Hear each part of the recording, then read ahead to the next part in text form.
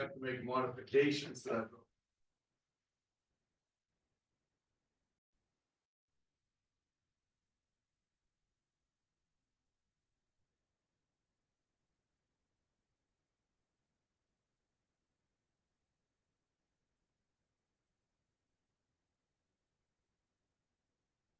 Wanted to dispense reading the minutes of the workshop, April 125, and the regular meeting, April 3.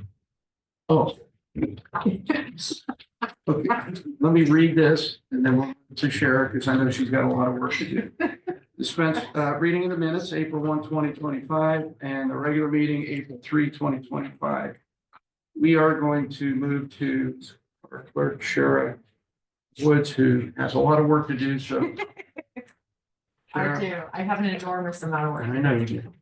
I just want to briefly explain a couple items. Number 10 in particular, that's someplace safe. Divorce fees, marriage licenses, there's a small portion that goes to someplace safe or another designated service, if you will, to help these people that are in like bad positions. So what happens is at the end of the year, I take the reports from Munis, I do the report, send it to Columbus, and then it gets forwarded to someplace safe because they are our only designee. So they send it, as soon as they sign it, they clarify it, this is what they've received, and they send it back. So this is all this is, it's filing that report. We've already filed it with the state, now we're filing it with the commissioner's office. And that is a very good service. Yeah, it sure is. So twice a year, the first half and the second half is how that goes of each calendar year. Now, for number 21 through 23, it's the same explanation. This is for the fairgrounds. Right. We literally did an MOU for the fairgrounds allocating funding for them to finish up some of these projects that they still had not either initiated or been anything. They're just sitting there. So what happened was when we put them on, it sounded as if they were getting a lot more money than what they were. We needed to clarify that this Amos Welding, we'll take that for example at $18,000. Then it looked like we gave them $624,000. That's not the case. They're getting $18,000. The reason for the wording in reference to the MOU is so that we don't go over what we've allocated to them through that MOU. So, and that's the same holds true with number 22 and 23. Mhm. And where's the one? Let me see the one. And I did comment at our public meeting that those ARPA money, these are no new monies. These were all appropriated through ARPA. Through the memorandum of understanding. Through the MOU, Yeah, right. because they weren't ready to actually, apply the funding. But but we knew this is what they were getting. Mhm. So that's how we worked that. But the $10,000, that's number 22 for 84 lumber. We're literally just purchasing the actual insulation. The fair board is actually going to do the work themselves. So that was, Mhm. that's wonderful. But I just wanted to clarify those three. This isn't new. It's just an amendment so that we could clarify the verbiage. Great. I'm glad that you did because I don't have to read it. Well, yeah, that makes sense. Yeah. And if you don't mind, I'm going to go back. Well, we appreciate you. Thank you, Sheriff. Thank you. Thank you, guys. Everyone have a nice day. You too. Okay, number two, to approve the bills. Auditor's not present, so I will read through these. Pursuant to Ohio Revised Code 5705.14, transfer monies. Auditor's office between dates of March 27, 25 through April 2, 25. Auditor, 500,000. Auditor, 100,000. Commissioners, 200,000 to the fund numbers that are listed. Is this just normal transfers? Just normal transfers, okay. Four, to approve additional appropriations and submitted through the Trumbull County Auditor's Office between March 27, 25 and April 2nd, 25. Board of Developmental Disabilities, 2,500, Commissioners, $1,630. Domestic Relations Juvenile Court, 22,592.81. EMA, Mr. Hickey already mentioned. NeoCap, 10,500. Planning Commission, 250,000. Planning Commission, 750,000. Nick, you know that. Yeah, Nick Coggins from County Planning Commission. These are additional appropriations. That $250,000 is for Fund 229. That is the Community Housing Impact and Preservation grant that we received.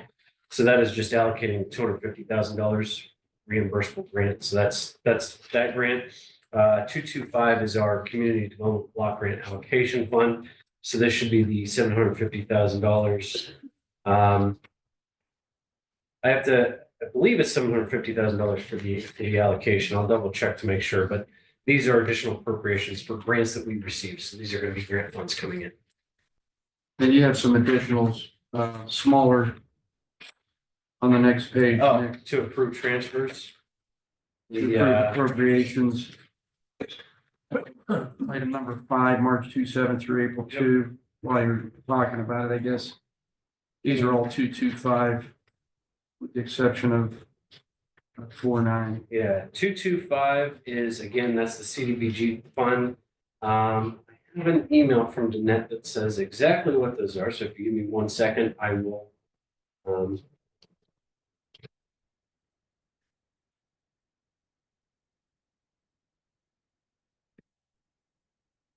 Transfer explanations. So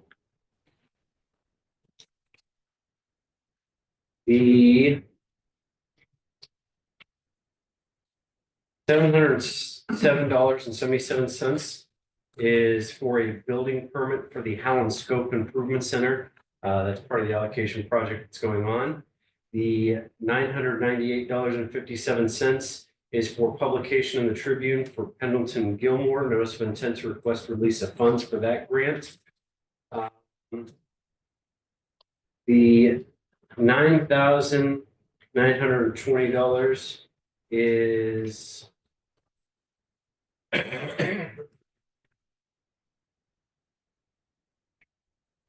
that's a total of a couple funds, one for advertisements for PY 2025, one for the general public hearing, and one for seeded for community development implementation strategy.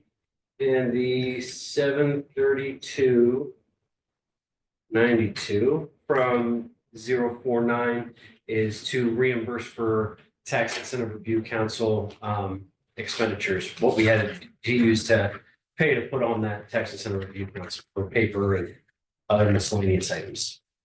Thank you, Nick. I'll read through the others. Some are here, some aren't. Board of Developmental Disabilities, in the amount of $30,000. Central Court, $9,000. Central Court, $455. I'll let you know these two here, commissioners. I mean, I don't know that we need to explain it. I'm so sorry.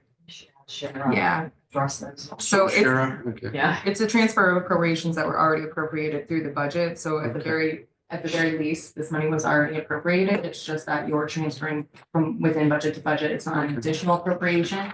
And then just going back to number 3, from what it looks like, the one of the 949 to the 01 appears to be the Valley Vision monies out of the MCO undivided, or out of the MCO monies that the Board of Commissioners remember during the budget hearing, we wanted to give the $500,000 from the Valley Vision to Valley Vision from the MCO. And then the second one looks to be, I believe, the hydrilla, but I'm not sure. I'm not either. Is that $100,000 because that comes out of that Valley Vision or the MCO? And I believe in the budget hearing, he said you wanted both of those to come from the MCO funds. Anyways, so that's That isn't listed, is it? not, well, the reason that I know the 949 is I just went to the line level and I just remember that I can see that it was the MCO monies, and just from the budget hearing, I specifically remember you guys moving down to Valley Vision and What's 921 Alex? 921 is undivided sales tax, so that $200,000 I have.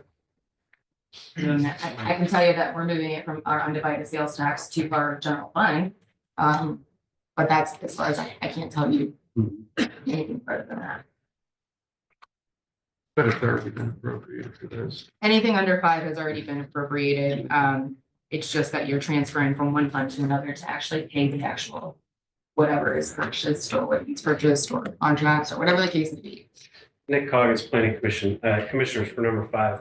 I just want to point out the example for that Alex is trying to say transfer of appropriations. So that 998.57, we transferred that from our admin object line to our publications object line to pay the Tribune Chronicle. Yes. So that's just moving within the budget to a specific line item in order to pay, whether it be consultants, an engineer, the Tribune, to pay for. You have to use the correct object code to make those payments. So these are just transferring from one line item, in our case, from the admin line item to the publications line object code in order to pay that from the appropriate accounts. So all of these in number 5 should be to that effect, without being able to speak to some of the departments of why they're moving it around, but they're moving it from one line item to a different object code for something specific. Thank you, Nick. Can we move on from those probably? Yeah. The sanitation engineer, where are these going? Bob Meyer, animal controller, sanitary engineers. So the first one is $11,250, and that's for our Elm Road water project. And we're transferring a bill for Eastgate for the project. The second one is also the $70,500 is for the Yankee Lake Sewer Project. And again, that's an Eastgate bill as well. The $1,900, one of our water customers in the Howland District immensely overpaid a bill and they asked for a refund. So we funded them to use some money to cover that refund. And the final $1,235 is for our Graceville pump station generator. It's an agreement with Buckeye Power to service that. Thank you, Bob. We'll move back up. We have a couple here. Dog kennel, $600. Domestic relations, juvenile court, $25,530.12. Highway, $120,000. Neocap, $250,852.62. Mark, I don't know if, Mark's not here. Sheriff, $384.31. $2,000, $10,000. There's Mark. Tacey, you're here. Well, what about the highway, that 120 Yeah, area? I don't know who. No, I'm not familiar with that. I did text and ask, haven't heard back. This Okay. Mark's back. We'll put a question mark there then, huh?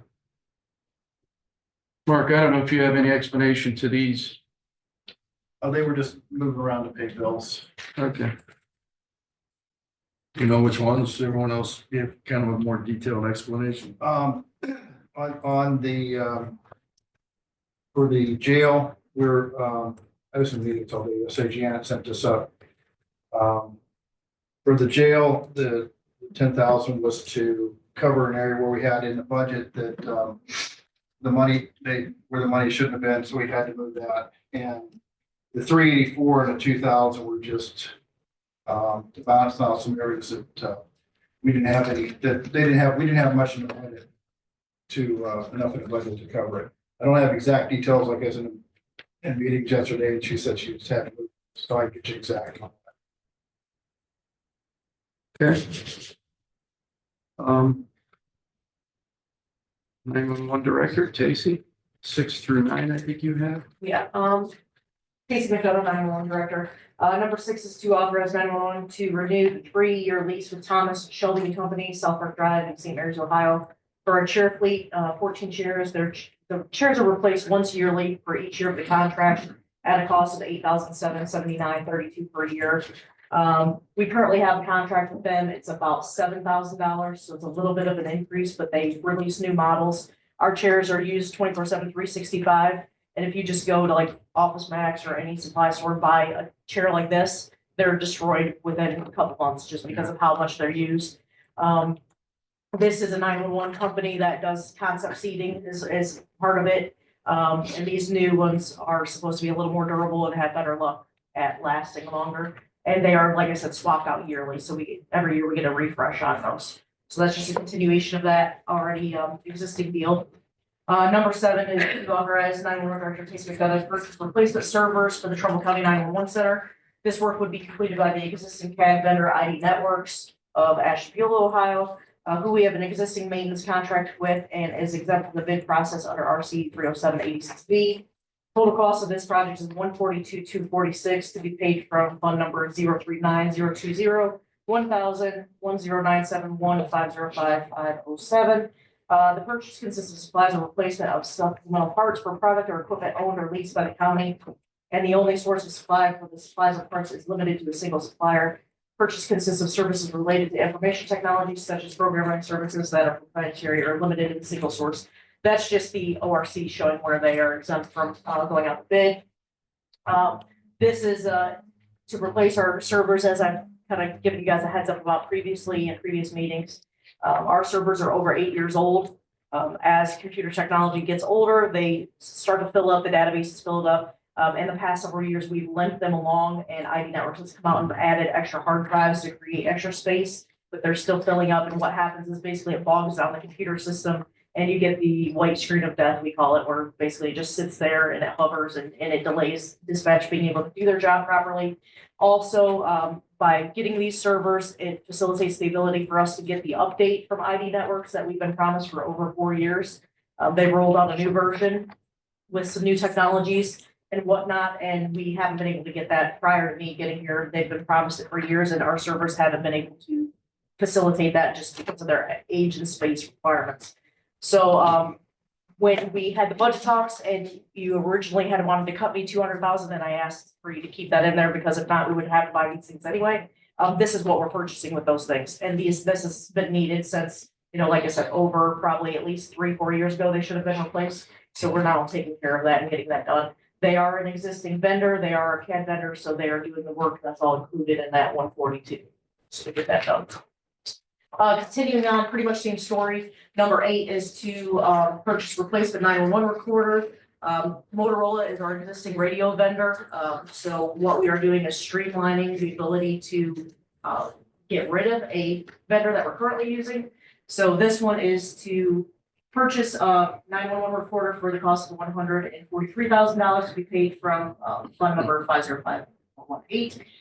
The current Barrett recorder is no longer supported due to its age. Same situation. So what we're seeing here is 911, a lot of the systems there are so old and haven't been purchased, maintained, or updated in several years.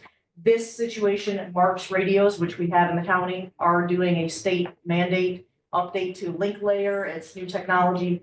And because of that, our existing recorder that is no longer supported by Windows, so it's not getting the patches, security patches that get put through and updates and whatnot. That's happened since 2000, anything on 2012 servers. So that needed to be updated. And then the Marks update is really pushing, it's not compatible for that. So it's kind of forcing us to have to replace this, which should have been done anyway, but now we're forced to where we have to do it right now. In an ideal world, we would have spaced these out where we did servers this year, 911 recorder next year, but we're stuck. If we don't do this, when the Marks update happens in May, we will basically lose our 911 recordings. And obviously that's a public records violation and all those things, not to mention the agencies who request those. So we're doing that. Our current vendor that we have our maintenance contract for them is like $16,000 a year. We're replacing them and going with Motorola because we have Motorola for 911, we have Motorola for radio, so it makes sense to just go with one vendor, one throat to choke, I like to say, because then we can't get this issue where they say, oh, it's their fault, finger pointing back and forth. So this kind of streamlines that, and it's $143,000 will take care of that. The last thing is to adopt a resolution to acknowledge the work of the 911 staff for National Telecommunicator Week, which is celebrated next week, the week of April 13th through the 19th.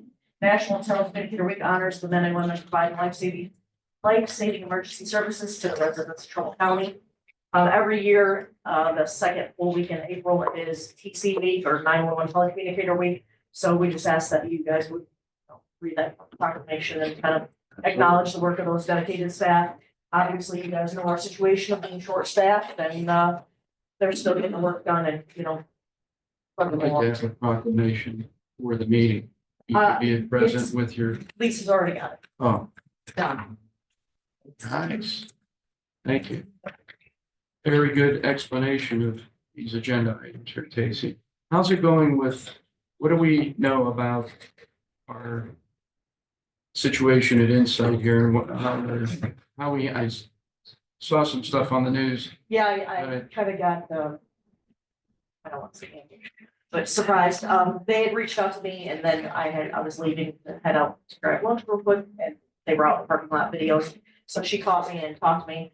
They were just asking what I knew of the situation. Basically, I just confirmed the fact that yes, we are connected to them for utilities and that we were hoping that, you guys were making headway with Insight to keep the utilities on, or at least have us be billed for what we're using. Kind of reiterating the fact that we were hoping to, eventually move out of that site, but obviously this kind of puts us under a little bit of a conundrum with the current situation with how they've just kind of vacated that building and left it in a lurch. They asked what we would do if they did cut off the power. I explained that our really only option would be to operate on generator, which we all know we have a new generator sitting that we don't want to spend the money for to put in, because if we're moving, why waste that money? But essentially, it's not ideal. If they decided to shut the power off, we would be running on generator where we would have to have a diesel truck come out and make sure that's filled. And then with the age of that generator, I know we test it every week and it runs every Tuesday, but every year when we come to spring and this severe weather season, Patty and I both kind of hold our breaths and hope that, it still works. So. We have any further information? I know Marina's, Commissioner Bernard and I were present in the meeting. They said they're keeping maintenance staff there. The building landlord is maintaining the building and all services will still be provided. He said if anything were to happen, they would give us a big heads up. That's where that sits. I haven't billed for the electric for months. Doesn't surprise me. You need. I just figured I'd let you know. Well, That was also the large push, commissioners, to get the EMA vehicle up and running, because the sooner that we can do that as well as a collective effort, so unfortunately, we can have to create plan A, plan B, plan C. So obviously the old generator isn't the best way to go. However, Casey, one thing that we may want to make sure the board is aware of too is to not just to put the new generator in there is one thing. Also, we would have to do a bunch of rewiring at the same time for the electric. So that PO is still open. yeah, so there's multiple kind of plans and backup ideas. We just hope it doesn't get to that place, because obviously diesel fuel is expensive and to be running 911 off a generator in general doesn't seem very sound. And then the last resort, or which may be the most feasible, is to get the dispatchers into, God forbid, we have to shut down for lack of utilities. The EMA vehicle can house 5 or 6 five 911 dispatching centers. They have all the technology ready. They're ready to put stuff in. We just need, commissioners, we need to move forward on with John Hickey and 911 center. I know we don't have the money sitting here, but we know we need it. And it isn't like it's gonna rain money tomorrow. We have to come up with some other sources of borrowing or bond or something. We just gotta get this done, because right now we're playing Russian roulette, and should a catastrophe happen, whether it be the power shuts off, we can't even flush the toilets if the power shuts off. because the plumbing is all connected to there. Well, our also. water's connected. Our water, The so water's less, I mean, I hate to say the water's less important, but truly the water. we do have a 911 review board meeting after this meeting, and hopefully we can make some decisions there and have something to bring next week's meeting, and we need to kick this thing into gear. It's gonna happen, and we need it to happen. It's inevitable, it's gonna happen, and delaying it makes no common sense to me anymore. I can give you just a brief update just to touch on that. Obviously, we'll talk more about it in the next hour. But I had a conversation with Commissioner Bernard, I believe, last week, as to talks of the feasibility study, consultants to move forward and all those things. Obviously, we're kind of stuck in a position where you can't provide a tentative budget of what the idea, what we would spend not to exceed X amount of dollars or whatnot for that project, because we don't know if the funding will be secured. But additionally, to his concern, you don't want to spend, $200,000, $300,000 on consultants to do that project and the renovations and to work with our architect to do that. If it's gonna sit on the sands for, 2 years and not be acted on, which obviously is not the ideal choice, nor what we want to see happen. So what we talked about is breaking that proposal up into phases, where phase one is our consultants to talk with the architects, draw up schematics and drawings, kind of renderings of like what the dog warden's office had. So you can utilize those drawings to help facilitate your push to try to get funding somewhere, whether that's state reps, whatever that may be. So I have had those talks, and I do know what kind of ballpark those numbers are. The consultants are gonna have a conversation with the architect tomorrow, so they can try to hammer that out, and then I can have that proposal to you to say, it's gonna be X amount of dollars for phase one to be done. And then phase two would be, once funding is secured, we can push forward and do the project. Yeah, I don't even agree with that though, because we did that with the dog pound. Now we got a $500,000 investment in the dog pound drawings, and we're doing nothing. And that price of that dog pound is only going up. We're already talking about, well, are we still gonna do it or are we not? That's wasted money every day that goes by that we spent if we don't do something about it. And to do this with 911, hey, let's do the architectural drawings. We did it with the coroner. Spent, what was it, $200,000 on architectural drawings for Chestnut, For Chestnut. to realize that building doesn't work. And now we have to retool those. But the architect did say, they did say they would do something with us, work with us. But, we can't just keep wasting money on this. We're gonna do it. We just gotta do it. We're gonna put both feet and go all in. I agree 100%. The issue with us is we will have to spend that money no matter what for the consultants, because that's all gonna be part of the scope of work they have to do. If that facilitates helping you guys get funding, great, and we're still taking a step forward. I agree with you 100%. We need to move, and we need to move tomorrow. We all know that, it's just trying to find the funding. The big issue that I foresee also is, we don't want to get in a situation where it takes us 2 years to make, or 6 more months to make a decision on what we're gonna do, because we can't expect the one landing spot that was in the feasibility study as being the acceptable location. We don't know how much longer the health department's gonna be willing to hold that spot for us. Currently, Cortland City is utilizing that space because they're doing renovations on their existing city center. So right now, the health department's second floor is housing the Cortland workers right now, because he had reached out and he said, how long do you think it's gonna be? And I'm like, it's already been 6 months. It's gonna be at least 6 months before we say, yeah, we're going forward. So I did reach out to Frank to let him know, hey, we're still interested, to be 100%, wanna move into your building. Just try to secure the money to make that happen.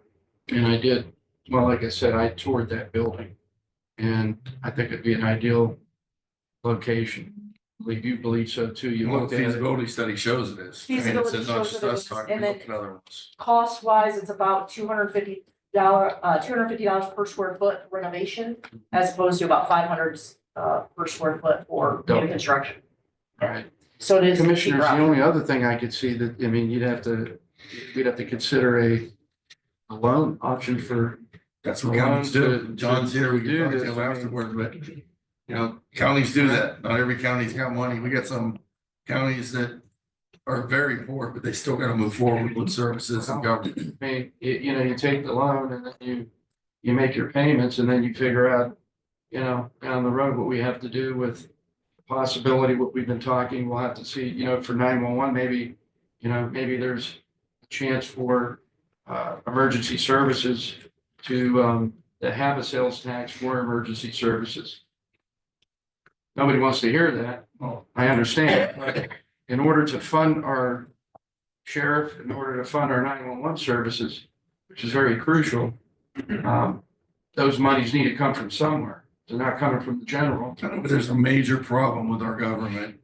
If we are bringing in 66, 68 million dollars a year in the general fund, and if we can't pay back $1 million loan, then there's a problem.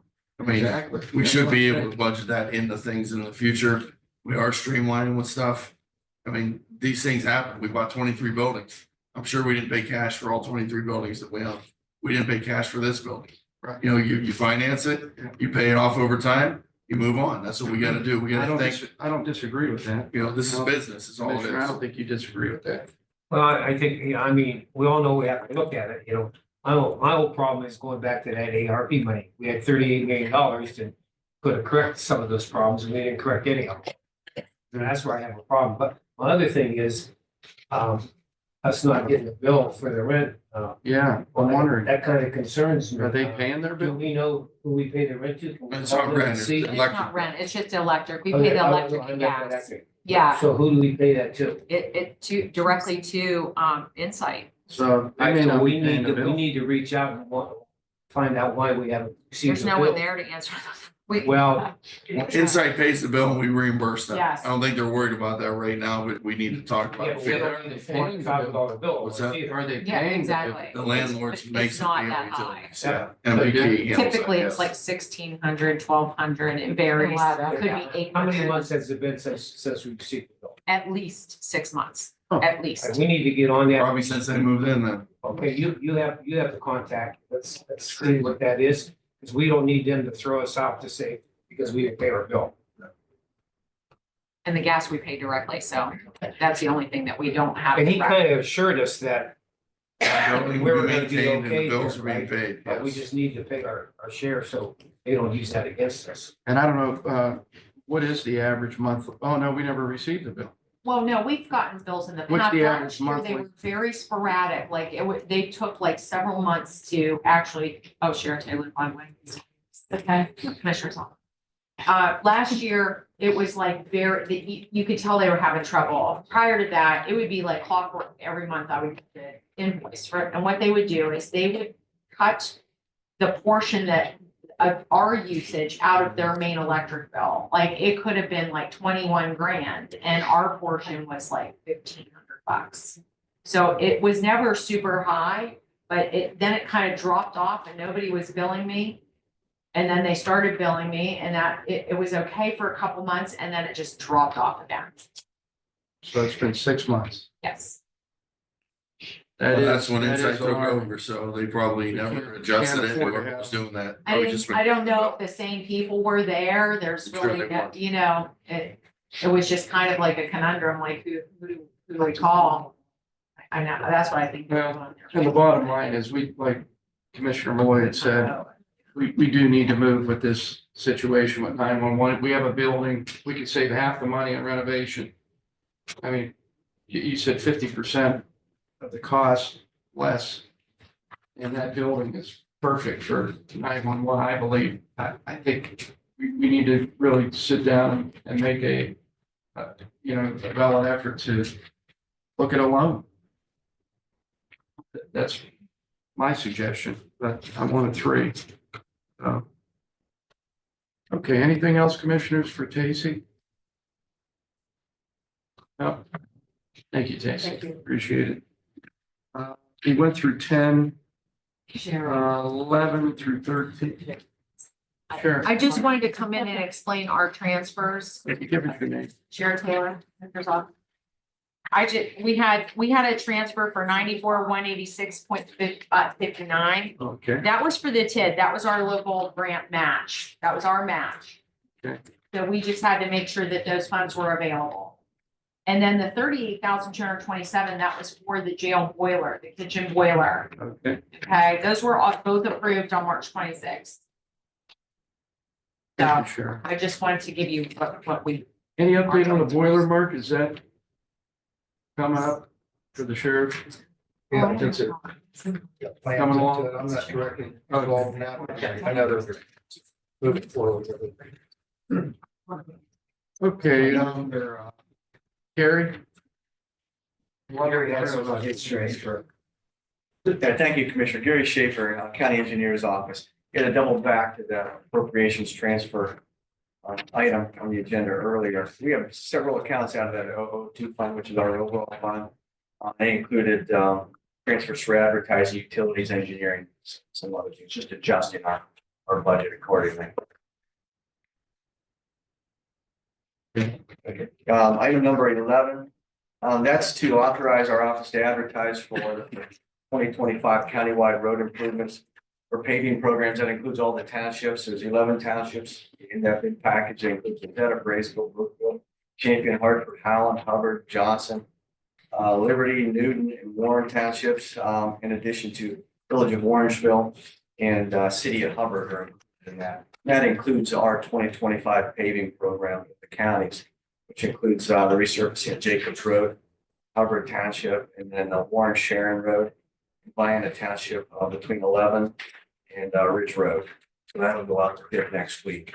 Gary, is that, Hubbard or Jacobs is like City Hubbard, it's kind of township, it's kind of weird there, is It that? goes into, we're just doing the county portion. Oh, the county for it? Yeah, so from where it leaves off municipality south to Youngstown. Youngstown, so between the cities of Hubbard. If you need me back. Gary, what about McCleary Jacoby with the ARPA grant money? That is included in Bezetta's project. Yeah, you guys have ARPA, some of the county ARPA monies in that. You have the township. Here's for that to go. So that's going out to bid for this program.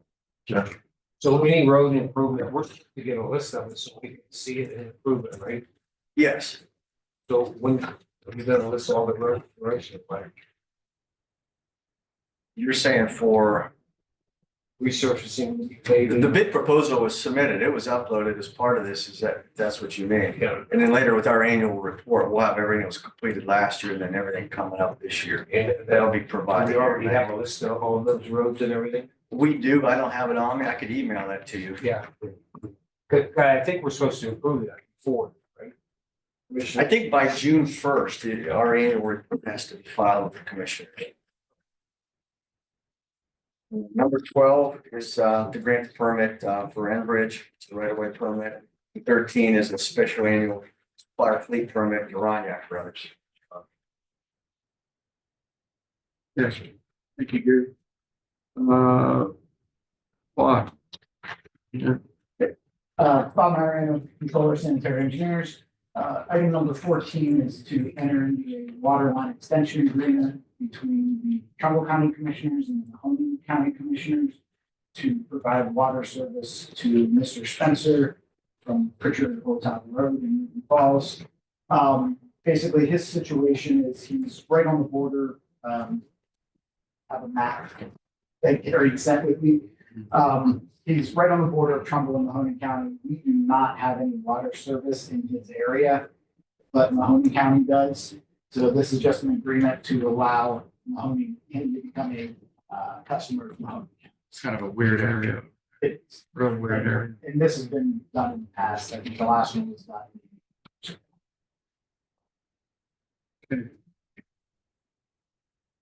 Nick? Yes, you got a couple here? Nick Coggins from County Planning Commission. Item number 15 is to authorize a change order number 1 for the contract with Straight Line Interiors. This is the company that is working on the ceiling replacement within our office. As you know, we just had a roof replaced based on a couple years ago. We had the roof rip off, had a minor flood inside of our office. So they're working on the ceiling replacement. We need to add $375, $300 for the roll-off dumpster and $75 to dump it and bring it back. We originally, when they bid on this contract, were told we're going to allow them to use the dumpster that exists at our facility. When we called for an extra dump so that they can clear it out and continue their work, City of Warren required us to get a roll-off dumpster for construction materials. So this was not part of the original bid. This change order would cover the additional cost that was not originally received when they bid on the contract. And those are the exact costs from the City of Warren, that roll-off dumpster. Item number 16 is to authorize the advertisement of the notice of intent to request release of funds for the projects listed below. and authorize Rick Hernandez, President of the Board of Trumbull County Commissioners, to execute all necessary documents. This is for the Community Housing Impact and Preservation PY 2024 project. There are two activities within this grant. One will be private owner rehabilitation. One will be private homeowner repair. This, which any grant we get from the state or federal government, subject to National Environmental Protection Act, you have to go through an environmental review. We did that in order to get the release funds. We must advertise, make that environmental review available to anybody from the public for them to make a comment period. Send it to the state, allow the state to have their comment period, and then we finally get the funds that we applied for last June. So it's a process, but this is just the step in that process to authorize us to advertise that we're going to request release of funds and allow people to review the environment. Right, thank you, Nick. Appreciate it. Sheriff's Office. Mark? So 17. So we got the paper from Children's Services, Name, Mark. Mark Manning, Trumbull County Sheriff, Chief Financial Officer. Thank you. Sorry.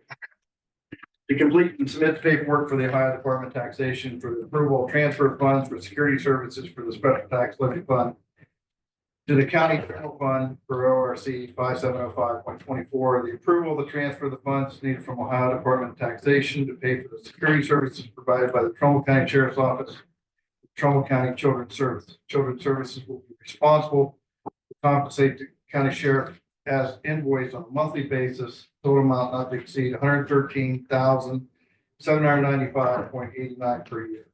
Trumbull County Sheriff's Office will furnish one deputy to the Children's Services to provide for police security services duties. Services will be provided for a 12-month period beginning January 1st, 2025 and then December 31st, 2025.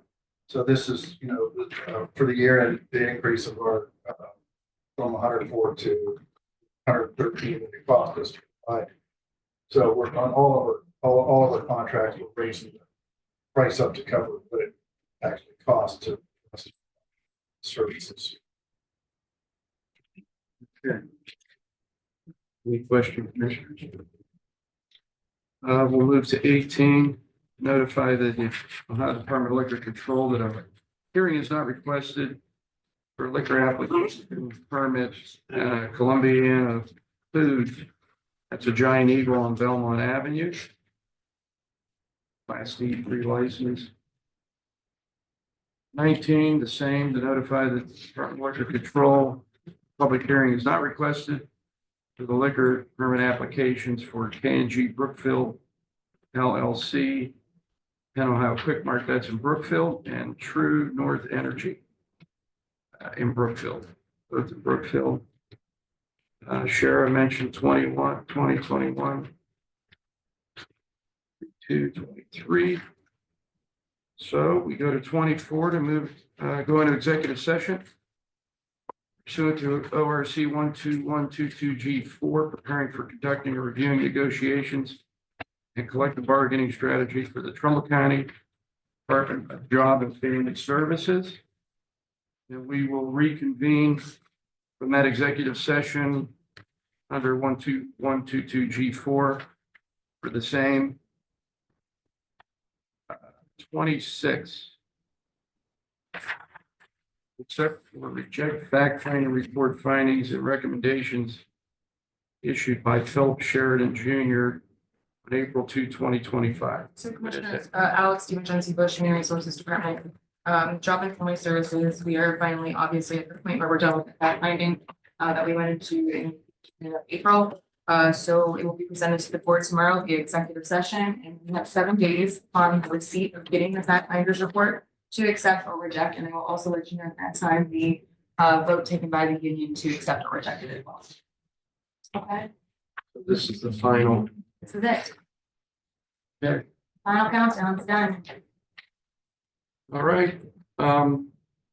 We do have Mr. Lutz here. We have CCAO here today. We had a very good workshop down in Columbus with CCAO, very intensive 6-hour training sessions. And we were here today concerning the aggregate of the our buildings. CCO energy program. Right. Okay, John. Yeah, so you want can we get together or? Can you? Here. Oh, here, I'll speak. You want to go down? There we go. Easy, iron.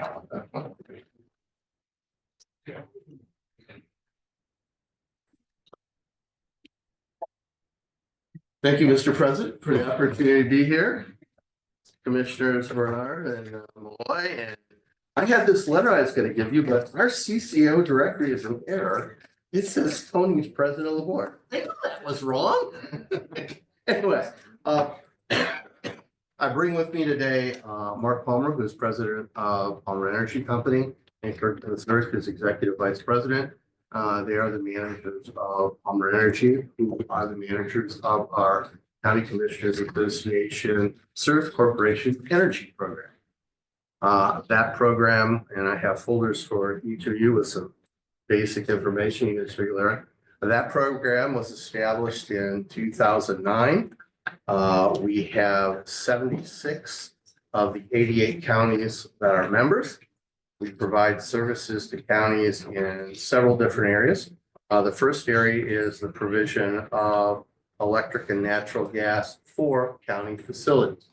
The second area is to provide management for aggregation programs, residential aggregation programs that have been approved by your residents by a vote initially, basically to consolidate their utility loads in one program. Hey, John, can you hold? Sure. Can we get Sharon here? I think we should. Yeah, Sharon does the best for this. Okay. She's the one that handles all that, so. she-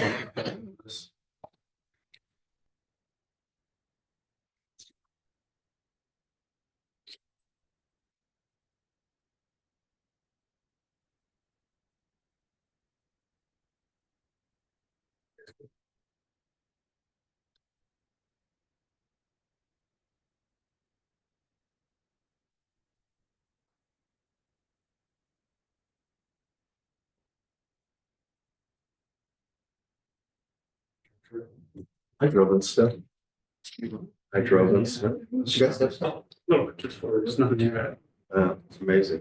And it's I'm ready for cold. it to end in Ohio. It's like 88 today in Utah. Where we cooking? Shorts by the weekend. Yeah. We'll see. Supposed to umpire this weekend. Oh, yeah.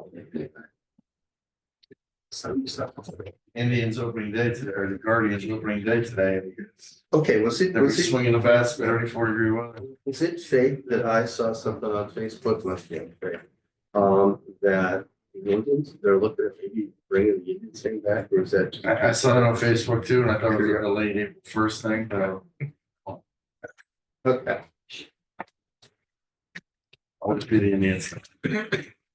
That's true. I bought my grandson Indians hats before they're no longer available. I don't let him wear anything else. So. Look at there. All right. Hi, how are you? Good. Okay. All right. So basically, again, we provide programming in several different areas. As I mentioned, first is our facilities, electric and natural gas.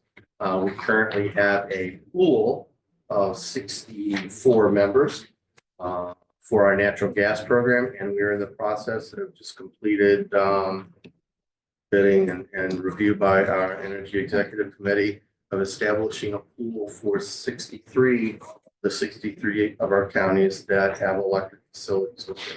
So we have those pooled out 1.6 billion cubic feet in the natural gas pool and 615 million cubic, 600 mil kilowatt hours in the electric pool.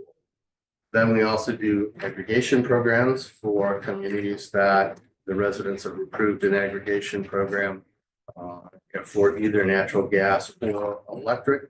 Those are residential programs for residential users and small businesses that consume less than 700,000 kilowatt hours a year. And then we also, on the horizon, hopefully, are working on a relationship with a solar firm to secure solar power which we are looking at in the long term as a hedge, when we would enter into a long-term contract. It is not, has nothing to do with the concept of green energy, everything to do with the concept of, getting better pricing and reducing costs for those folks that we have supply for. Those are the program areas. And we are here today to talk to you about your program. We would love to have you in the energy program.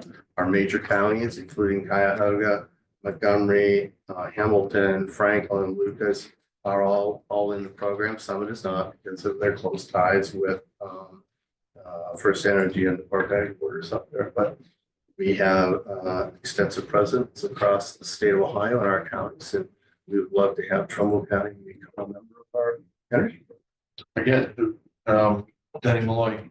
I guess, sure, we are under a 14-month contract for the aggregate for the county. And we are already under a contract for the gas already, correct? For The gas county is, buildings? yeah, the gas is, we're under contract till March of 26. Okay, So so, we're- but the electric is open right now. For our buildings, right now, Buildings. right now, yeah, apparently. We had a bid last week for 7.7 by the other It company. was 0.07 and now it's 0.072. It went down in a week, so. So that's the other offer we have on the table with the person we have the aggregate with, for the county.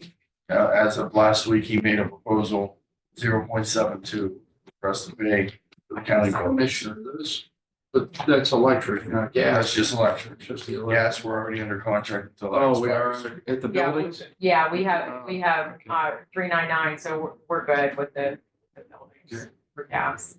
Those, And we're 7.90, 7.89 for the county aggregate. The aggregate is Locked in until May of 0.079. 26, Yes, I think. yes, but we kept it short just for that reason. Right. We don't know where the market's gonna go and, March, yeah. 14 months. yeah.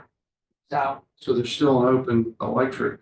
There's aggregate open in the electric buildings. for the buildings, Yeah, and that's what we're entertaining right now. at least, and that's where it's going to be like, I mean, our jail, like I've seen electric bills $27,000. I mean, when I first started this position and I saw a $27,000 electric bill, I was like, oh my gosh. I mean, well, it's 24/7 and obviously they have, It's, they have lighting restricted, they have to have certain lights mandated to have in jail. So I mean, it is very expensive. And it always will be. It will never change. It will If not. anything, it probably will continue to go up. So there's Yeah. that. And it is a large jail too at that, so. So, but we were on 0.0453, so it's going to be a significant increase. I am really nervous to see these bills. but it's a start. So where's your rate? We cannot offer you a rate because we have no data on your facilities. We would need to look at all of your bills, figure out what your loads are. We need to And then sign put- that, yeah, we need to sign that agreement so that you can go look at all of our bills And directly.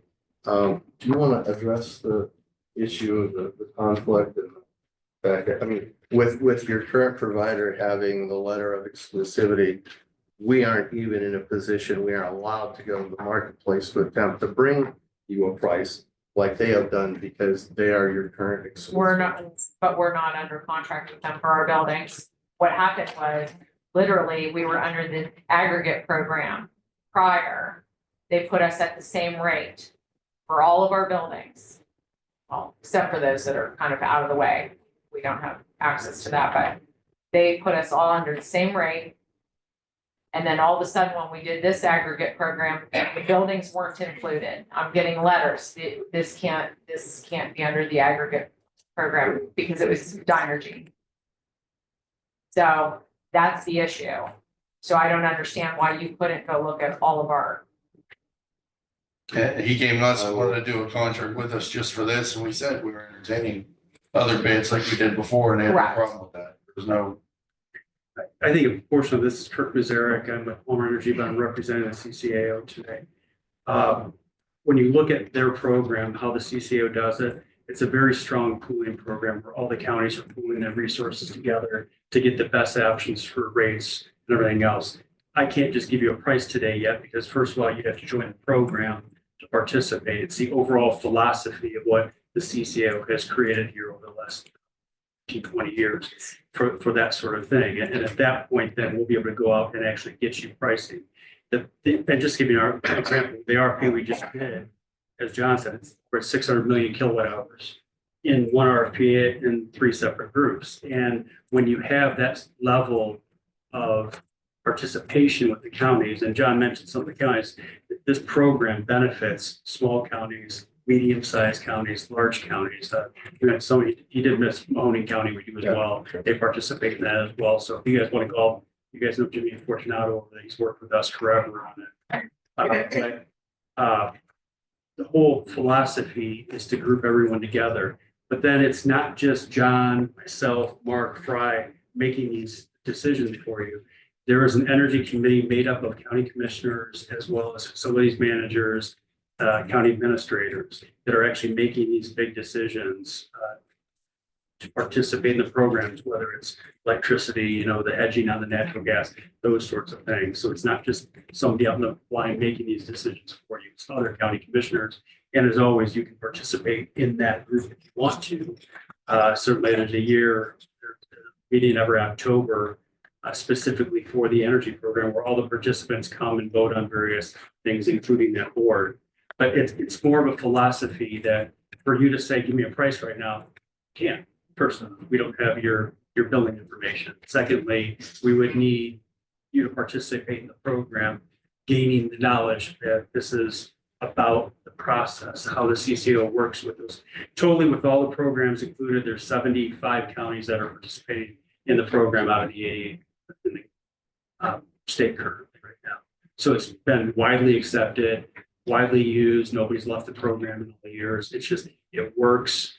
And one reason I wanted Mark to come today too is to talk more about technical. You were talking about your bills are going up. There's a lot of reasons to why that's happening. A lot of decisions that have been made or haven't been made to where that's happening. But Mark's here to also address part of that. But does anybody have any questions on the philosophy of the program at this We point? understand it, but Yeah. it's chicken and the egg. We're signing with this guy, then if we don't re-sign with our buildings, our prices are going up. So we gotta re-sign with this guy, then when the next time comes around, we're gonna be locked in with him for another couple of years on the buildings and then coming to you in March for the aggregate for the county. We gotta start somewhere. Yeah, we have time to do your electric right now, if you go through the process. And that's what we'd like to do is give you a chance at the buildings, then when the other one comes up, we've already got a relationship, we've tested both of you to see which one we do permanent with all of our stuff ultimately. So it's safe to say that the rates are pretty much probably gonna be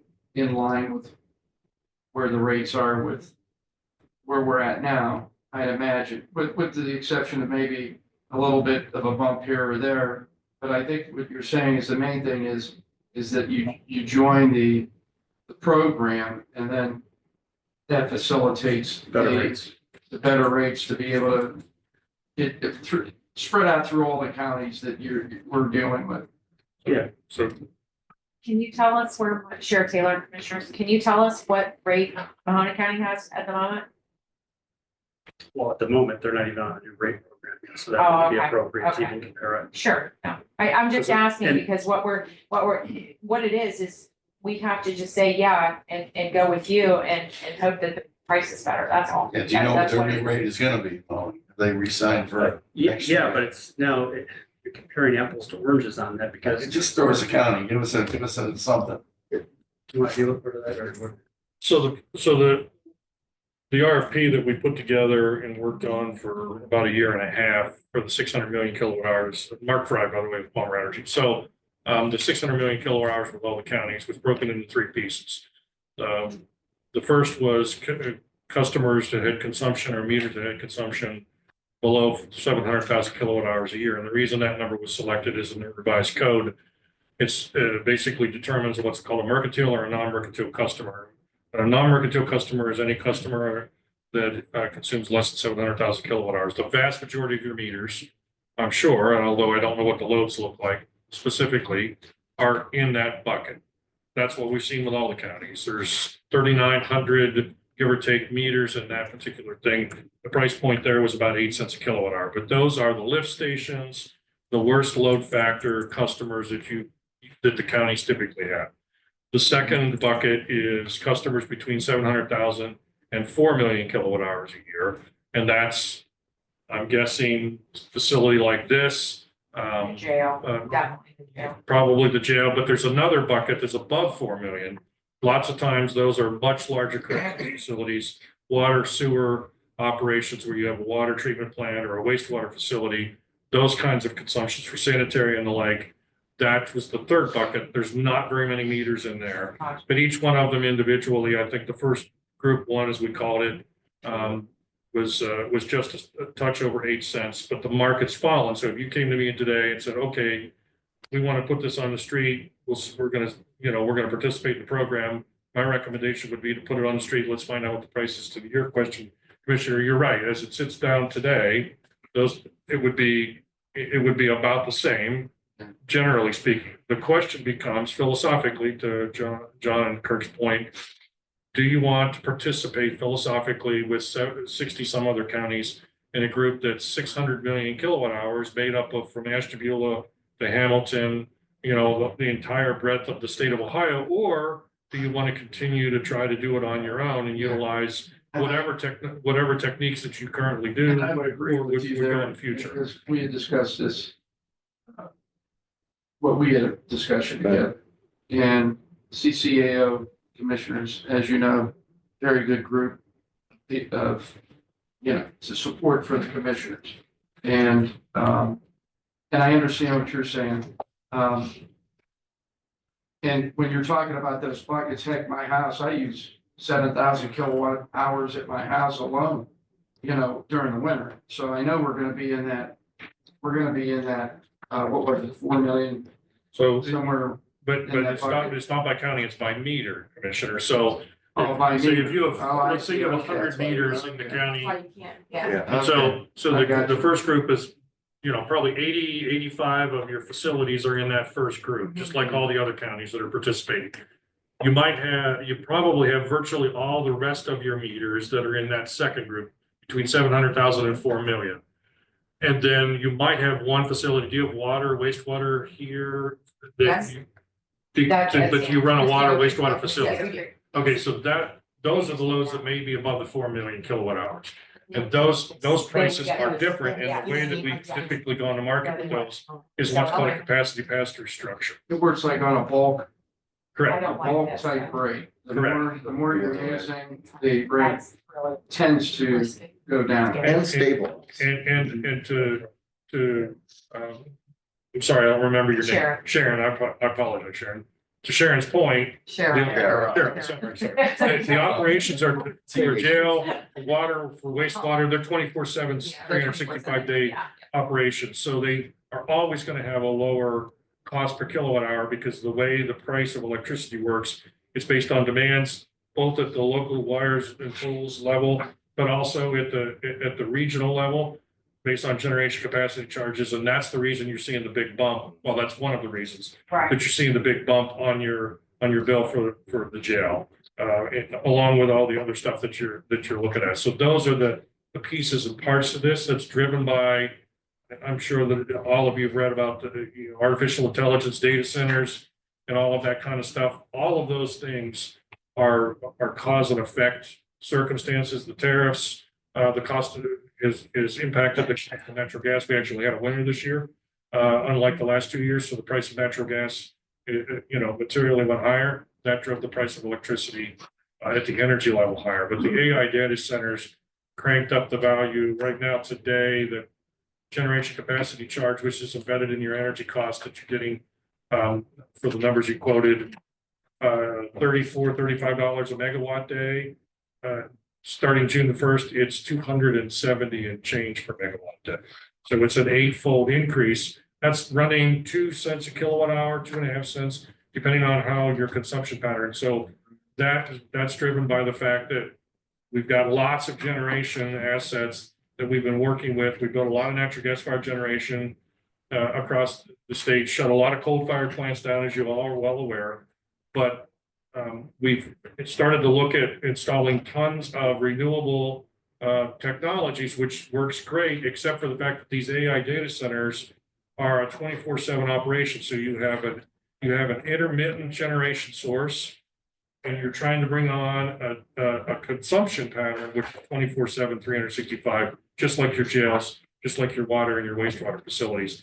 The difference is that you could literally hook the Perry nuclear plant up directly to one of these AI data centers, and it could consume the entire electrical consumption of one of those facilities. Crazy. So the market conditions, the market's nervous, and when the market, any market that's nervous, the market prices shift. Let me ask you, in a situation like Trumbull County, where we're at, and I'm sure you've run into this before, John. So here we have a 14-month commitment for the electric aggregate, or I'm sorry. Yeah, you're right. Electric aggregate. And we have a commitment for gas. What's in a circumstance like ours, does a county do when it's presented, listen, you gotta hook up with our service, with us first, and then, we'll get you those cost breakdowns. In other words, what does the county do? So, Sign up and then wait, and then, I mean. if I could, Commissioners, but what I see is you have basically 4 or 5 potential streams. You've got the electric aggregation, you got natural gas aggregation for the residences and small businesses. You have electric for facilities, you've got natural gas for facilities. Each one of those, the way that our program works, not every county takes every single one of the CCO programs. Obviously, we prefer that they do, but you have the ability to go onto the menu and say, well, we want this one, we want this one, we don't want these 2, or we want these 3 and not these others. And the mechanics of that really boil down. That's exactly what we're asking. No, I Saying, understand. like Notepad came and said, here's your price, you want to do this. Buckeye came and said, here's your price, you sign with us today. I asked you guys in December, give us a price, nobody showed up. Give us a price, can't do that. So we signed with another company. You left us no choice. You gotta give us some numbers here, guys. You gotta give us an estimate of something, or we're wasting everybody's time. We had you here in November. We wanted you in November, and you couldn't come up with a price. 3 times we delayed the vote, waiting for you guys to give us a price. You gotta help us out here. Help us help you. And I agree with the commissioner. I mean, how can we sign with you when we have a price over here from this other supplier? And with you guys, we have no idea where we're gonna be. I mean, how can you sign a contract like that when you don't know the price? I I mean, mean, One thing that we need you're to say saying is, trust you and we're I mean, saying. we had the votes in November And for what you. we're saying is you All we chose. need was the price. We even called Show out, us the we price. have a price. We Here's what cannot, they're offering us. we cannot provide you a price until we know what your load is. We have had no opportunity I to sent, look at, hold on. no, that's not, we have to spend time and look at every For single all of bill. them, but I wish you would have emailed me back on that one. I mean, we could have put somebody, I just don't have the time to send you 38 buildings for 12 months. We, I'd be happy to show you anything. I never even got an email back. I think we're losing part of the, again, it's back to the philosophy part. First thing we do need to say is, you were asking about the process. We do not want to get involved in any, you're currently in agreements. Those facilities, if you wanted to participate in those aspects, they would have to participate later on in the program. Right. So today, we're fundamentally really just talking about your electric facilities. Right. Okay? Yeah, just for So, our building. For your buildings. I mean, we can develop that relationship that way. I know, Commissioner, you want a price right now, but we have not seen all your load profiles. We have no idea if you use 10 million, 20 million, 30 million. No idea. I can't possibly give you a price today. Yeah, but once you get those, can you give us a price without us entering into a contract? No, because, well, a couple things. First, well, it's a philosophy that the other counties have all lived on. And again, you could participate in that philosophy going forward and participate in the voting on, here's the contracts. I can tell you, when you have 600 million kilowatt hours out there to bid, there is no doubt you're getting the best possible price. That's a major industrial load that suppliers look at that, and they're really fighting for it. We had excellent pricing that came in for that program on that. Problem is, again, the market has changed, so now we're apples to oranges. If this had happened 6 months ago, we talked about it, but we were not talking about facilities at that point. We could have included you into that bid structure at that point, but we were unable to do that at that point. We have never seen your profiles. I don't know what you how long use. does it take to get, I would don't have put all to that pull pressure on every you. record, every building for every month for the last, I don't know how long. there is an Work for alternative. you. Yeah, a lot more. There is an alternative to that. If you give us authorization, we have, I was going to do that. I asked about that, if I could do that. okay. We have something called eligibility files that we have access to, but we signed in blood with First Energy, Ohio Edison. Yeah. We weren't allowed to touch those unless a customer gave us the letter of authorization to actually be able to see that data. So we can go in and see your consumption and your demand data and your load profile information. We would and your absolutely PLCs. do that. Right, we've never had an issue with that. Right. And unfortunately, our buildings just came up because we were under the same aggregate program. I had no idea that they weren't taking that on till I got letters in the mail saying, we can't accept you. And- Okay, And the reason for that is because of Dynegy's interpretation of the revised code. Yeah. Which is gray, but the way they're interpreting it, they're Sure. the supplier, so they say any customer that has a facility with more than 700,000 kilowatt hours is not eligible to be in the opt-out Participate. aggregation. correct. But we were not, that was not indicated to us by any stretch of the I imagination. understand, that. Unfortunately, we have been blindsided. I understand. And that's the Appreciate term, that. and I literally would give authorization, I can find that form, you Okay. just have to sign it and give it to you so you can do your homework. Otherwise, I would have to pull every building, every month. Or, Commissioners, I can't speak to this specific, obviously, because we haven't encroached on it just yet. But what I can speak to, and I feel like that's Alex Stephen Jensen Bush Human Resources Department. What I can speak to is their SEPCO. So specifically things that CCAO has. We went with their AFLAC program for again, that's a add-on benefit. This is not something that employees have to partake in. We had a current AFLAC supplier that we were going out on just as myself, like our HR department was going out and securing prices with an AFLAC advisor for, supplemental life insurance, cancer, death, long-term disability, short-term disability. So just a couple, there's way more than that, just to name a few. What I did see, and I studied this very closely as I do with health insurance, and I'll get there second. But what I did see is when we went out to bid, when we signed the master agreement with CCAO, and allowed them this exact same process, allowed them to then get our information.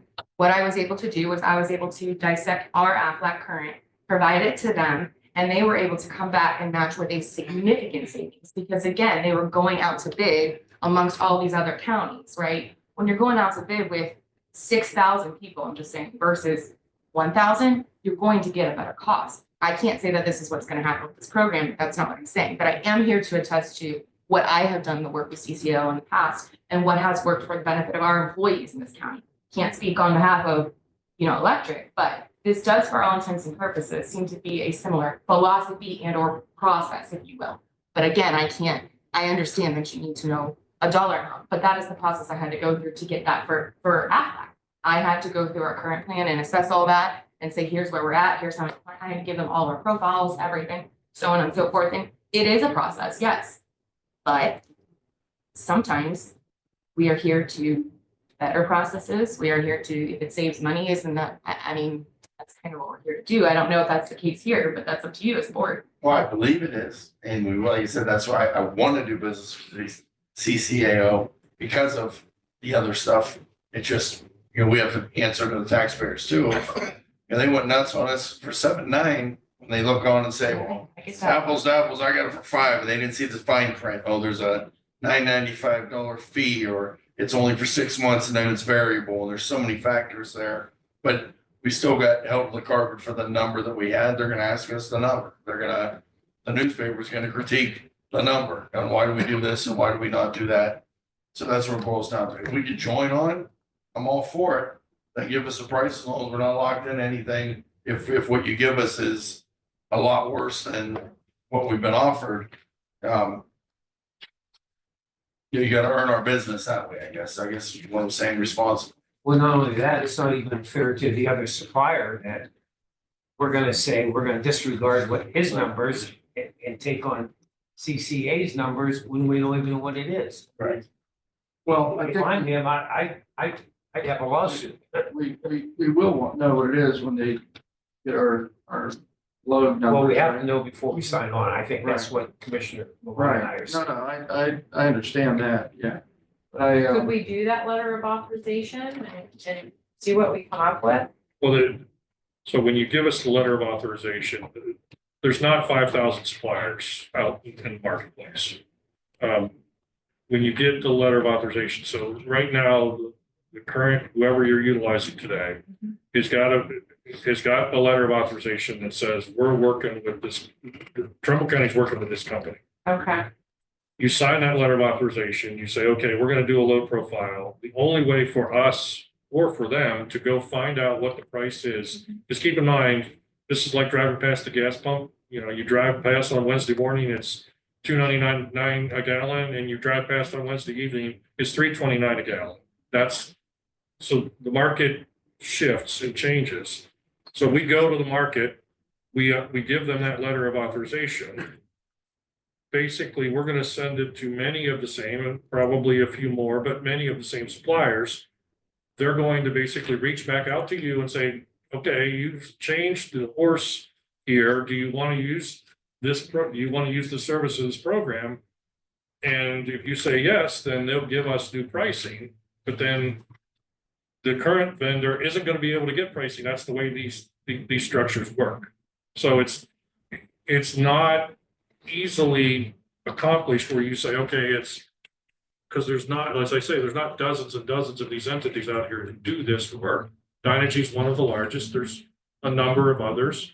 We're working with two different suppliers in the group structure, but that's the challenge. You're trying to get, you know, okay, on this given day, what's this price going to be from this supplier versus what's our price going to be from that supplier? Problem is, we're all going to primarily to the same group of suppliers Right. that are the most competitive in the marketplace. And that's why the size of the load matters. The ability to go with a much larger group makes the difference in what the offers ultimately would be. But to go and prove that is a challenging thing to do because of the nature of this. We went out to 40 different suppliers when we did the pool group that were authorized, and we provided a notice onto the CCO website to another 25 or 30. We got 10 or 11 responses back. We shortlisted 5. We took prices on a specific, we went through the process, went through the Ohio Prosecuting Attorneys Association to review the contracts, all that stuff. And then we got a price on a single day, went to the Energy Committee and said, this is our recommendation for group 1. This is our recommendation for group 2. This is our recommendation for group 3. That was, and the Energy Executive Committee made the call. The problem is that challenge is if you're using us, then you're using us. If using the other guy, you're using the other guy. That's really difficult for the supplier because they've signed, you know, they have a certain philosophical way they go to business. You're working with this guy or you're working with that guy. I think it's a question of agency, who you would like to choose as your agent. You currently have another company who is currently your agent that you've been working with. We are also an agent. We would replace that company, and the suppliers or the numbers you're going to get back are going to come back from the exact same suppliers. It's a question, and so it's not that we determine a price or your current agent determines a price. It depends on what happens from the suppliers who choose to submit bids and bring information back and give. You're technically not selecting between us and them. You're selecting from a group of suppliers based on a recommendation and information either us or them have collected. So, and that goes back to our key point.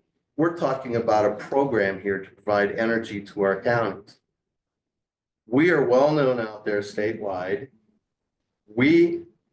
They come to us with better pricing because we have a large load they would like to be a part of. And that helps us bring the entire pool better pricing, simply because we're out there with a larger load and the suppliers want to pay attention. Am I allowed to say make nice to us? Sure. Make nice to us because we have a lot to offer them and they have a potential large opportunity for business with us for our counties through what we do for them. So that's the philosophy you need to consider here. And this isn't about price. This is about a program and a philosophy.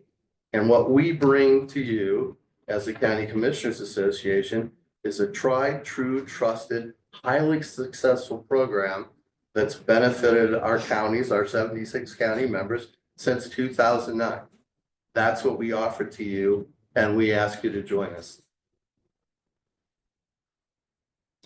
Just one last question. And how did, when we did the countywide aggregate, how did NOPEC stand up there and say, here's the price we got for you? And then Mr. Bellish went up there and said, here's the price I got for you. And they were two different prices. They were only minimally different. But how did those two do it? But the third company can't get the same thing? Or one of them lying or just picking a number out of the air? So what I think the answer to your question, Commissioner, is because I don't know where NOPEC got their pricing from, and I don't know where the other entity got their pricing from. NOPEC has a significant relationship with a company called NextEra, and that is that historically been their primary supplier, but I don't know if that's who they brought to the dance. Generally speaking, what we've seen in the past is NextEra won't bid unless they bring NOPEC to the dance. So I'm guessing that that's kind of the one, that's the one entity out there that they're basically connected at the hip, Siamese twins, for lack of a better term, with NOPEC historically. But again, I don't know what the supplier's name was that NOPEC talked to you about. Then there's the entire rest of the group that are out there that do aggregation deals. There's Dynegy, which is obviously the one you ended up with. AP Energy, Constellation does it, IGS Energy does some. There's other companies that are looking at it that we're trying to entice into it. But my guess is they came back with the Dynegy, because Dynegy has a huge book of business and they've got a lot of generation assets. So they have the ability to, they bought the Energy Harbor book, and I'm assuming you were with Energy Harbor prior to the acquisition. Yes. They bought Perry and Davis Bessie and all of those customer bases as part of the transaction. So so effectively NextEra and / NOPEC, assuming it was NextEra for a minute, that was that lane. They were able to put a price in front of you, but I don't know, Commissioner, what that offer was. So it's hard for me to your point of there's customers out there that are calling up and saying, well, I got 5, whatever, and they don't know that it's $9.99. It's on top of that, and they don't look at the fine print of the contract, what it actually says. Right. You know, when we look at an aggregation program specifically, aggregate for somebody who wants to do their own homework and spend their own time to do this, they may not be a good aggregation customer. Aggregation customers are for people who are going about their lives and want a decent price and are looking to you all to do a decent price for them and make sure that they're trying to save money against what the utility would otherwise charge them. And if they ever want to shop, they probably can get out for a $0 charge. And, you know, so you get a 16-month deal and the price is fall and somebody could go get a better price, they can always avail themselves of it. That's one of the benefits of the aggregation, just philosophically, again, program, regardless of what the vendor's name that you're utilizing to bring you those prices.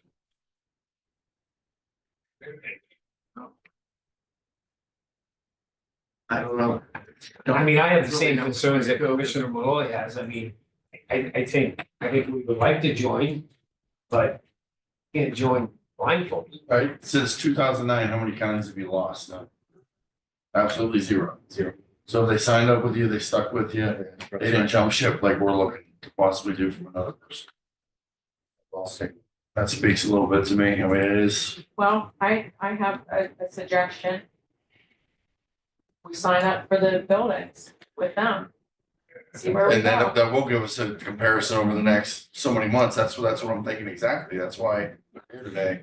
Is then we'll know come December, January, what we're paying rate on one, what we're paying on the other. We provided better service.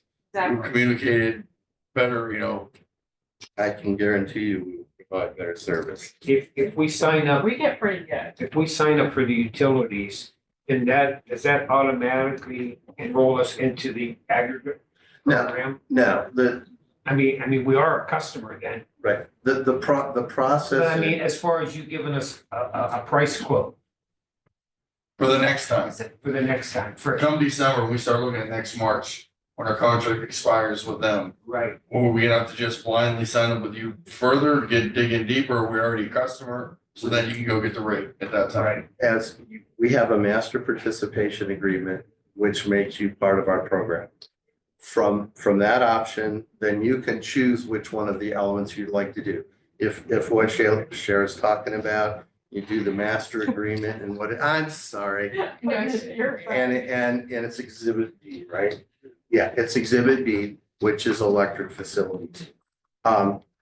If you want to look further, if you want to, the aggregation, and if you want to do the aggregation, then you would pick that the electric aggregation is exhibit C. You could adopt exhibit C and bring us in to work on the aggregation program at that point. But So we the are answer is kind of yes. kind of yes. But yes and no. I mean, the competition is not between us and them. The competition is between the suppliers and who is in the best position to work with those suppliers to get them to sharpen their pencil and bring you the best price. And I'm telling you, that's us. Commissioner, you signed the master agreement, you signed the exhibit B, that's the only thing you're participating in at that point. Right. That's it. You're not participating in the GovAg, you're not participating in the natural gas, you're just participating in the electric facilities. That's it.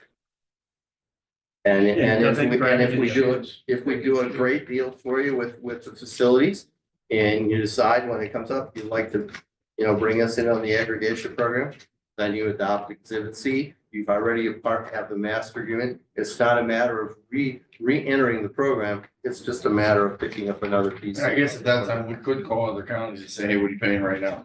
The ones that have already signed up for the aggregation. It was. Well, the market fluctuates every single day, so you can't, what are we paying that, what we're gonna be able to do, or work very hard to do, is get you the very best price available in the market at the time you need. I have a question. How many counties have signed up for one part B, and then have expanded to all the rest of the parts? How many have done that? I don't know, I can tell you this much, we have 64 counties in gas facilities. We have 63 counties in electric facilities. We're running 30 aggregation programs for counties. We also do some aggregation work with municipalities.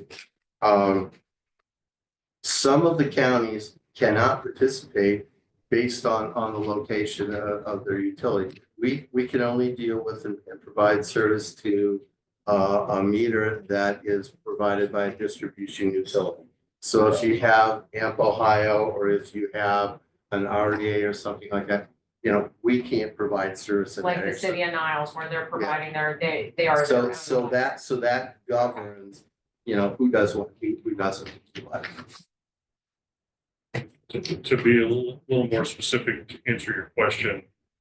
When the CCO first started working with Palmer Energy, there was no electric program or facilities, there was no electric aggregation, there was no gas aggregation program.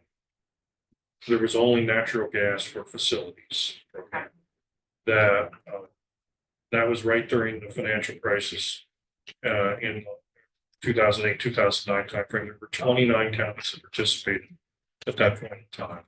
Now there's 60. Well, totally, with all the programs. Yeah, just gas facilities. Oh, yes. So, and from that point, once electric facilities started to be available to actually be able to save a material sum of money, we offered the second program to counties that chose to participate. So we started there at 0. And we're at 60 some of that now. Shortly thereafter, we were approached by counties saying, hey, can you help us with aggregation? We'd like to put this on the ballot. And we assisted those counties with that, and likewise, more and more frequently with natural gas. So that's, I don't know the specific answer of how many have adopted all 4. It's probably off the top of my head, a couple of dozen. But again, to John's point, some of the counties we can't. You Right, know, understood, understood. there's just no meters because of Yeah. like Wood County, for instance, we don't, that we have them for electric aggregation. We have them for gas facilities, but Bowling Green is municipal utility, and that's where all of Wood County's facilities are at. Yeah, So there's pieces and parts that's understandable. based upon that we just can't touch, to your point, like the city. What do you have, Ashtabula? We do. The whole thing? We don't have For for electric and aggregation. gas for- facilities, but not for aggregation, gas or electric, that's no pay. Aggregation. So if we sign up, how soon would we be on board with you? How long would it take? And, I mean, We they're the get, numbers crunchers, but as soon as you sign up, we'll go to work on it. I mean, would it be a month, 2 months? It'll probably take us well, I guess the question is, when does your current agreement expire? I think we already For the have- buildings, it's already expired. We don't have an agreement. We have no agreement. Never really So have. those, all of your Well, we facilities, did, we were under the aggregate. all of your facilities were in the aggregation, even the jail. The majority, even, oh yeah, the jail, May I 100%. may I make a suggestion? Sure. My suggestion is that since you're paying 7.4 cents a kilowatt hour and starting June the 1st, if we don't get, whether you're working with us or somebody else, if you don't get something done, that's going to about 11. I know, that's why I'm asking. So can we get you in between now and June? Yes, if you choose to participate, we can get you started, but it will be tight. But the revised code says, and if you want to push Dynegy on this, feel free. The revised code says no customer can be an opt-out customer as part of John's gonna hate me for this, but no customer is gonna be an opt-out customer. So in other words, you get the letter in the mail and you don't do anything and you automatically get enrolled. Yes. There's nothing that prevents you from saying, we want to opt into the electric aggregation.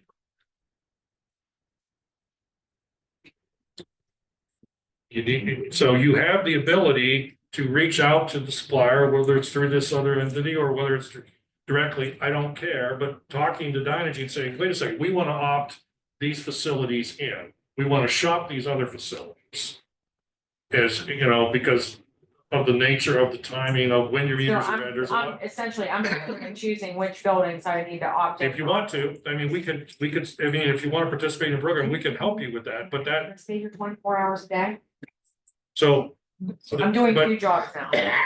But what I would suggest also is, it also is dependent upon what voltage you're served at, because the price that you're paying from the utility and quite frankly, from a third-party supply contractor for your primary voltage or secondary voltage or sub-transmission for maybe your water and your wastewater facilities, those are gonna be different numbers per kilowatt hour. Your price to compare is gonna vary.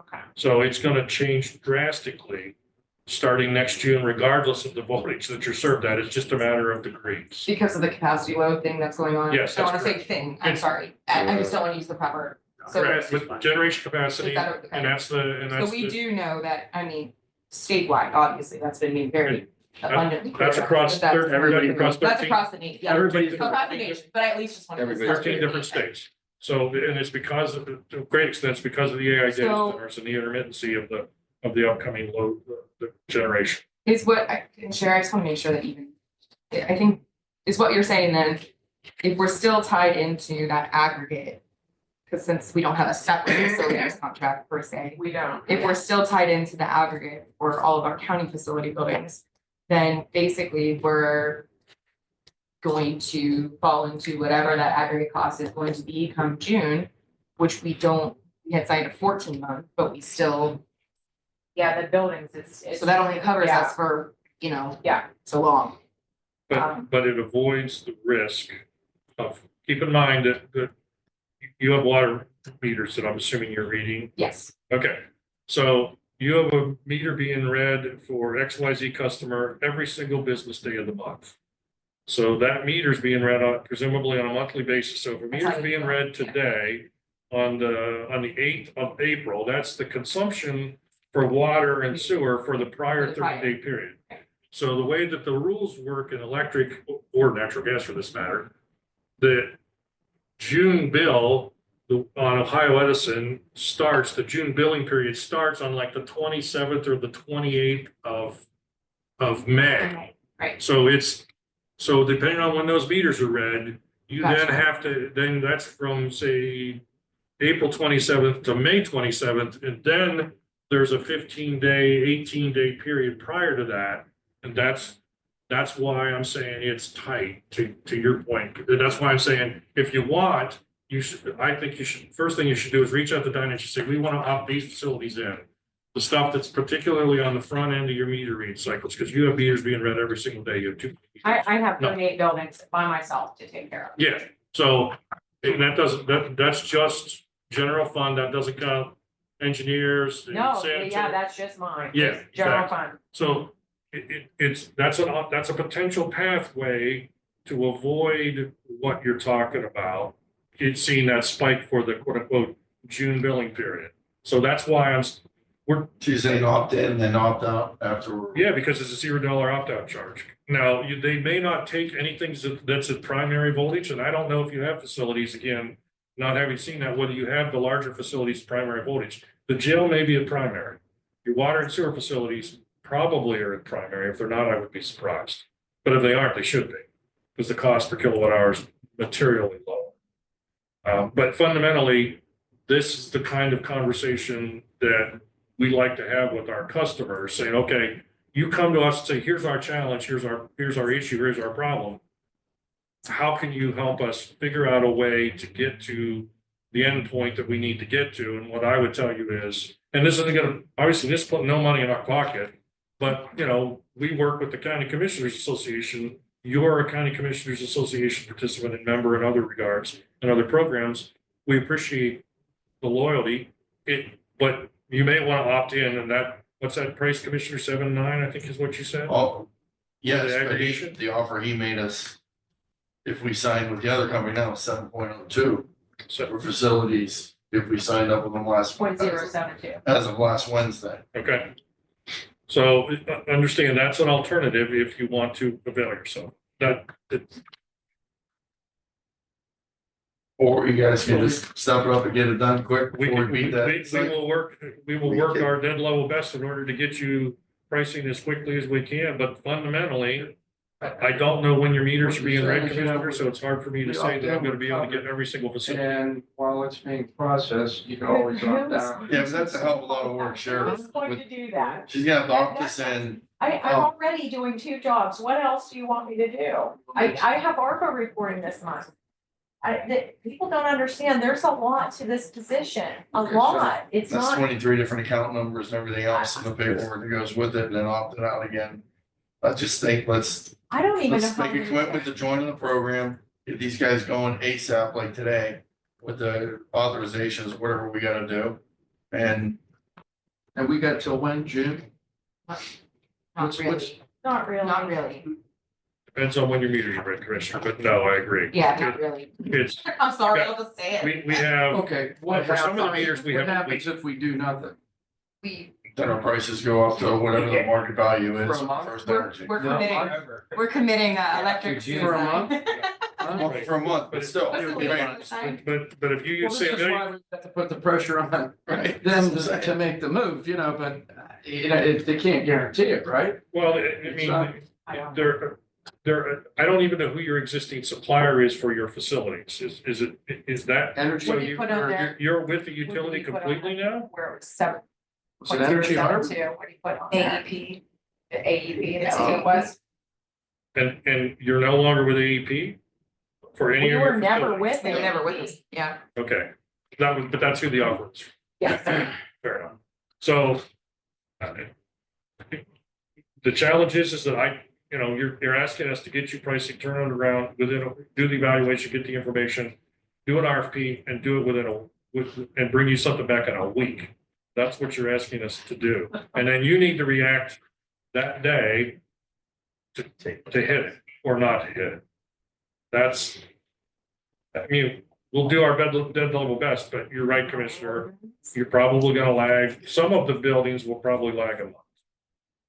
Because we don't know when your meters are read. If your meters are all read at the end of the month, we can do it. They're not, it's very, everything is variable, I figured- everything is I figured variable, that's. what every you said. single thing. Yeah, I'm like getting bills constantly every week and I'm paying them as fast as I can pay them. I couldn't go any faster if I tried. So, Well- is there a remedy to take the burden off of her? Yeah, hire her assistant that's on the budget right now. No, I mean, do we have, we can't control that one. are we able to access all the information we would need? He's for asking if their they can help, if they can authorization? assist. Yes. I mean, if we can get the documentation signed and understand that county government, because we worked with county governments for a long time now. Some places are called the something or other sewage treatment plant, and we have no way of knowing that's a Trumbull County facility. Right, and those are. We can look up boards of county commissioners, we can look up parks, we can look up all sorts of different pieces, boards of DD, all of those different things, but we don't know what's committed and what isn't committed. And so part of the challenge is we're gonna have to go do some homework on if there's I any have outliers. a list, I mean, we have a Oh, list, then, We'll okay, get the list. Good. we then, have a list. so, Address all- list but and meter. but just for your 38 facilities, correct? Well, I think there's some on there that he also gets the pricing for that I don't pay for, like water and sewer, I don't pay for theirs. Okay, I don't pay those bills. but you have that information, Should be, yeah, that should be on the list. okay, I well want then. that list to get done. Everything on the list, if you give us that information and cut us loose on authorization, we can get after it and get pricing going. That's doable. But a week is a tight turnaround for All right. anything. So with that, I'll make a motion that we sign on with CCAO, Palmer Energy for the building aggregation for electric. This is the facilities. Facilities.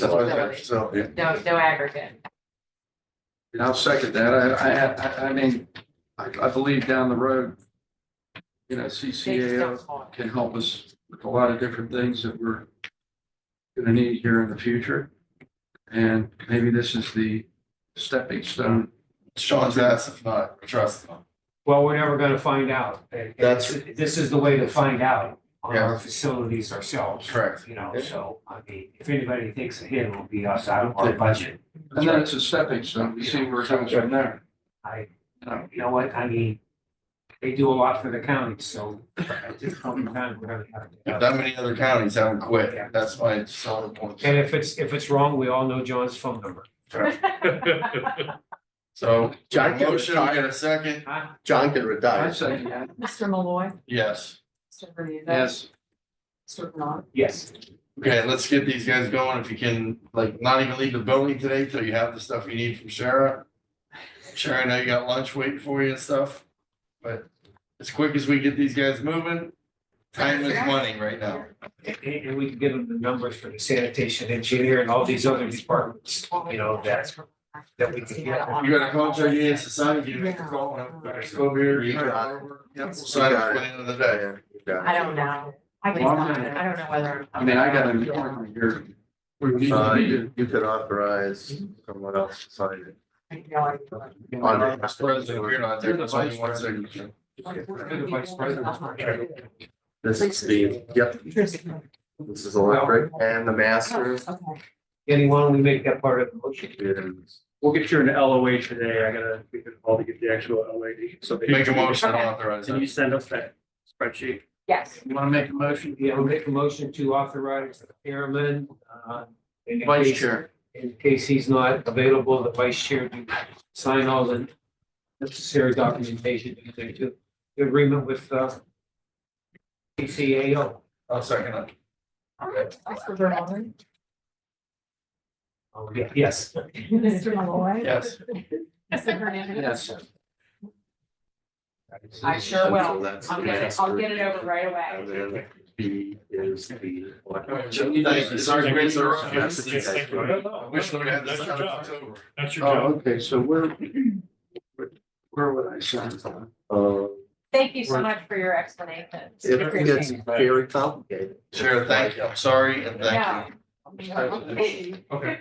I was to say thank you, I'm sorry, and thank Do you you. want to, yeah, I'll get on with it. I don't know how well it's gonna go, but I have that list. I'll get that over. Agreement with the CCA. We don't. We don't just do that. Oh, mine, you're, okay. Look and see if you have it. Yes, So- yeah, somebody go look at the list and then.